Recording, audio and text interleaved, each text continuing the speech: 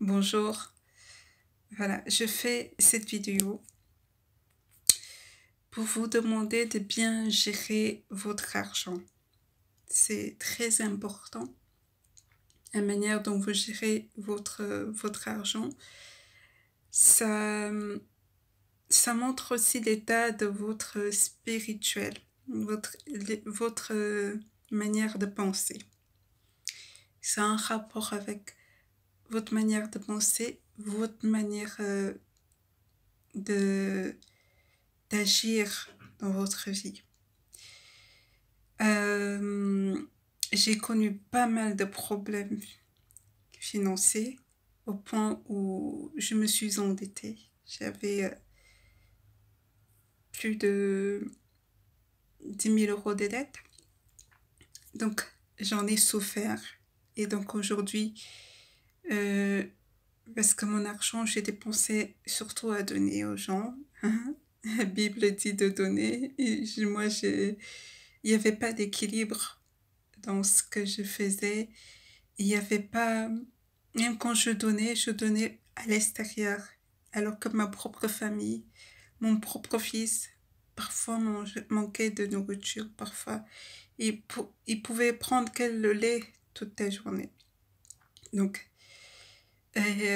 c'était vraiment ma mentalité, c'était ça, et du coup à l'extérieur ça se reflétait.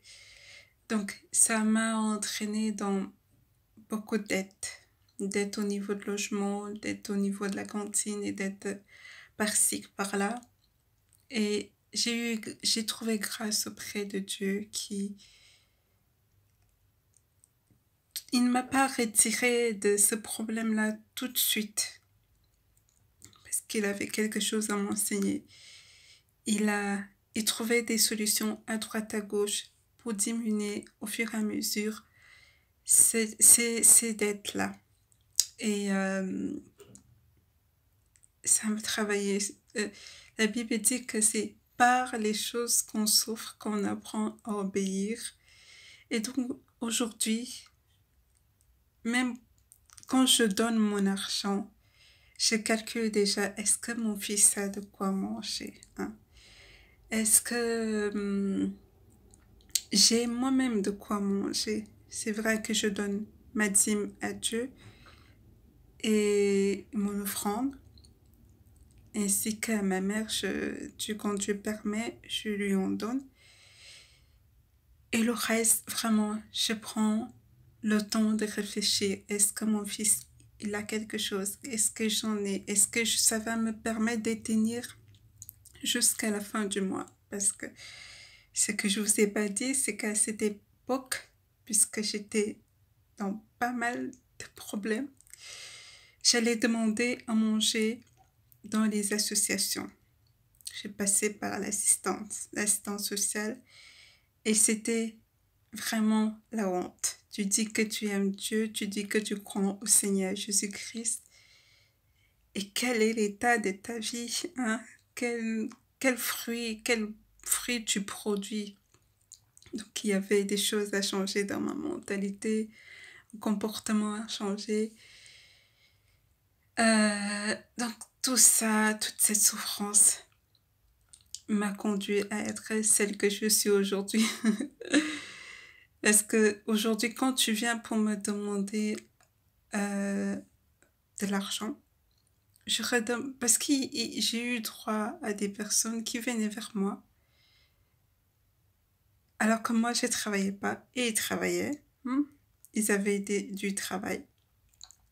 Quand j'ai commencé à gérer mon argent, hein, j'ai eu droit à ça, des personnes qui travaillaient, qui avaient un boulot, qui avaient donc un salaire et qui dépensaient leur salaire à droite à gauche à faire ce qu'ils voulaient. Je sais pas ce qu'ils faisaient avec leur argent.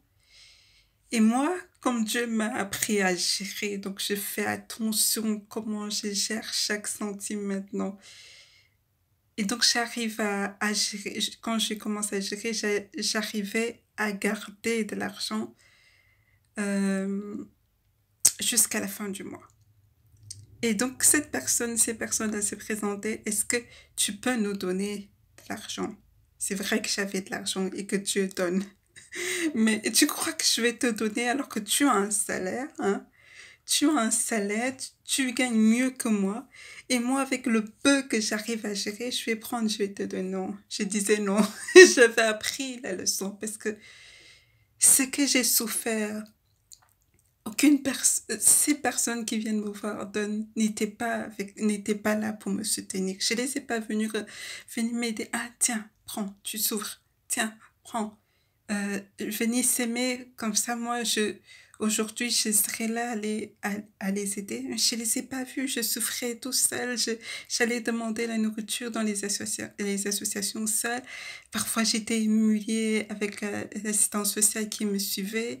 C'était des propos déplacés à droite à gauche. J'ai souffert seule. Et donc, toi, tu viens me présenter. Ça me choque déjà quand, maintenant, ça me choque que quand je te vois, tu as un travail et tu prends ton courage à 2 mois, tu viens me demander le peu que j'ai réussi à, à mettre de côté pour que je te donne. Et dis ici, Dieu même Dieu qui est là-haut, je pense que là où il est, il te condamne.